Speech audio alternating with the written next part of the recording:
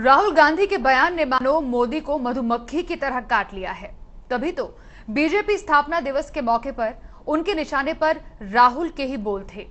राहुल ने कहा था, ये देश मधुमक्खी का छत्ता है जिसमें हर नागरिक अहम है। मोदी ने पलटवार किया कि यह देश कोई छत्ता नहीं, यहां के लोगों की मां है। आपके लिए यह देश मधुमक्खी का छत्ता हो सकता है, हमारे लिए यह देश हमारी मां है।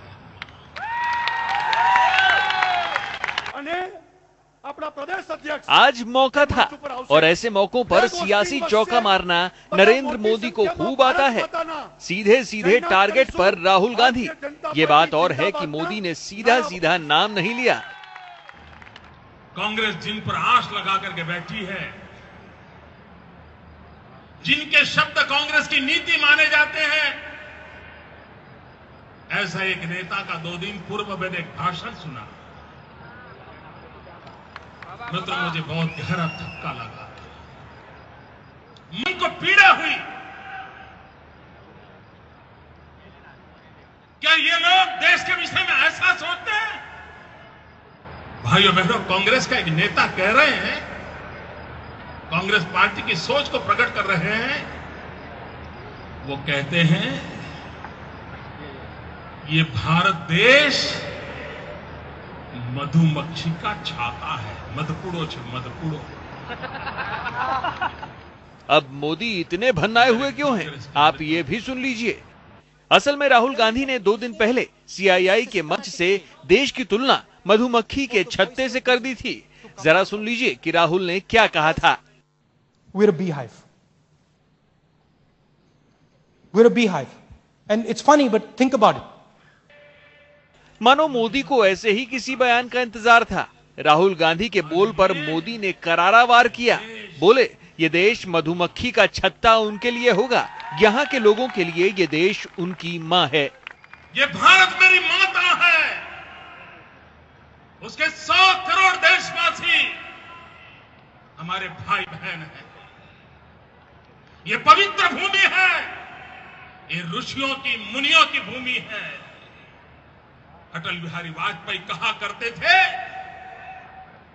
यहां का कंकर कंकर हमारे लिए शंकर है। अटल बिहारी वाजपेयी कहा करते थे कि गंगा जी में बहती हुई हमारी हड्डी को कान लगाकर सुनोगे तो उस हड्डी में से भी आवाज आएगी, भारत माता की जय। ये हमारे संस्कार है, हमारे लिए मां है मां। इस मां की पीड़ा हम देख नहीं सकते। यह हमारी मां है जिसके संतानों का दुख दर्द हमारी चिंता का कारण है। आपके लिए यह मधुमक्खी का छाता हो सकता है, हमारे लिए मां है। और मेहरबानी करके कांग्रेस के मित्र, हमारी भारत मां का अपमान मत करो। मानो मोदी को राहुल के बोल में मुद्दा मिल गया था। यहां तक कह डाला कि अगर इस देश की भाषा आती नहीं है तो पहले सीख तो लेते।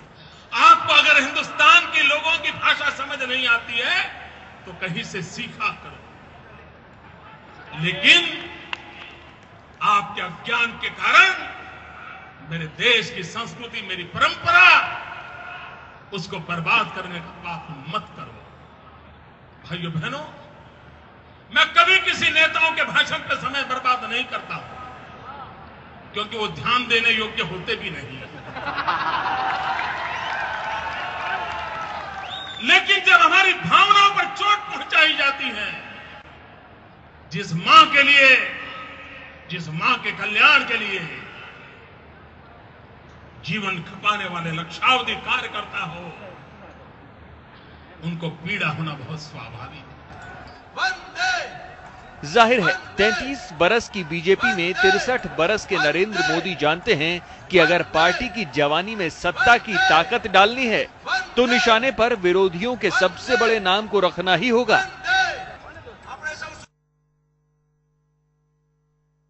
मौका भले ही बीजेपी के स्थापना दिवस का हो, लेकिन अहमदाबाद में जो मंच तैयार हुआ वो मंच बना कांग्रेस पर हमले का। मोदी ने सिर्फ राहुल की ही नहीं, मनमोहन सिंह पर भी निशाना साधा और खुद पर हो रहे हमले का बिना किसी का नाम लिए जवाब दिया। भारतीय जनता पार्टी को दिन रात गाली देते हैं, नई नई डिक्शनरी के शब्द निकालते हैं।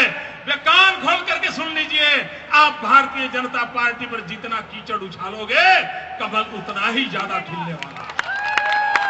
कमल उतना ही ज्यादा खिलने वाला है।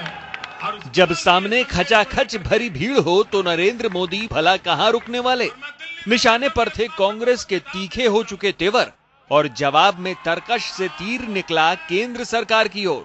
बहाना था सीबीआई और गवर्नर के पद के दुरुपयोग का कि आपकी सीबीआई के हमले भारतीय जनता पार्टी को निराश करेंगे।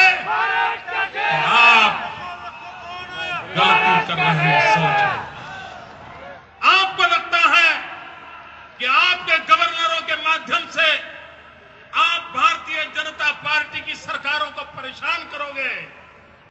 आप लिख के रखिए, जहां भाजपा की सरकारें हैं, वहां की जनता दिल्ली सरकार के और कांग्रेस पार्टी के इस रवैयों का चुन चुन करके जवाब देती है और देती रहेगी।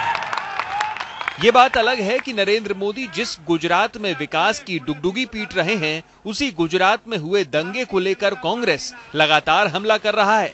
कभी भैंसे की सवारी करने वाले मौत के देवता यमराज बताकर, तो कभी पूरे देश को गुजरात बना देने का डर दिखाकर। अगर राहुल जी का इशारा नरेंद्र मोदी जी की तरफ होता, उन्होंने कहा कि घोड़े पर बैठकर, तो वो कोई मसीहा आए और आप समझे कि मसीहा सारे हालात बदल देगा, ऐसा मुमकिन नहीं। हम सबको मिलके ही हालात बदलना होगा। नरेंद्र मोदी जी की तरफ अगर इशारा करना होता तो वो घोड़े पे नहीं कहते, भैंसे पर कहते।